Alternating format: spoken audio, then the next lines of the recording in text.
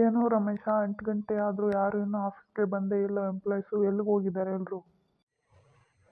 Good morning sir. Good morning Kavita. ಏನು sir ಇವತ್ತು ಬೇಗ ಬಂದ್ಬಿಟ್ಟಿದ್ದೀರಾ ಆಫೀಸ್ಗೆ?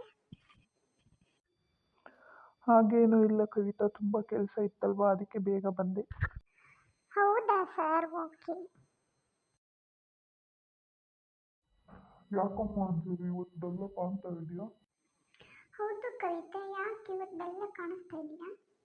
ಏನಾಯ್ತು? ಹೌದು ಕಣೆ, ನನ್ನ ಬಾಯ್ ಫ್ರೆಂಡ್ ನನ್ನ ಕೈ ಬಿಟ್ಬಿಟ್ಟ.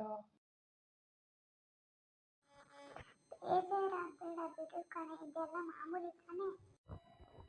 ಸರಿ ಬಿಟ್ರಮ್ಮ, ಆಫೀಸ್ ಕೆಲಸ ನೋಡಿ. ಆಫೀಸಲ್ಲಿ ಇರೋ ಕೆಲಸ ಮಾಡಿ ಅಂದರೆ ಅವ್ರ ಬಾಯ್ ಫ್ರೆಂಡ್ಗಳ ಬಗ್ಗೆ ಮಾತಾಡ್ಕೊಂಡು ಟೈಮ್ ವೇಸ್ಟ್ ಮಾಡ್ತಾರೆ. ಇವ್ರಿಗೆಲ್ಲ ಸ್ಯಾಲ್ರಿ ಕೊಡೋದೇ ವೇಸ್ಟು. ಅವನು ಮತ್ತೆ ನನ್ನ ಜೀವನದಲ್ಲಿ ಬರ್ತಾನ?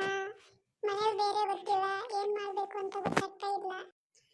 ಜಾಸ್ತಿ ತಲೆ ಕೆಡಿಸ್ಕೋಬೇಡ ಕಣೆ, ನಿನ್ನ ಆರೋಗ್ಯ ಬೇರೆ ಸರಿ ಇಲ್ಲ. ನಿಮ್ಮ ಮನೇಲಿ ಗೊತ್ತಾದರೆ ತುಂಬ ಕಷ್ಟ ಆಗುತ್ತೆ. ಹೋಗು, ಇರೋ ಕೆಲಸ ನೋಡು. ನೀನೊಂದು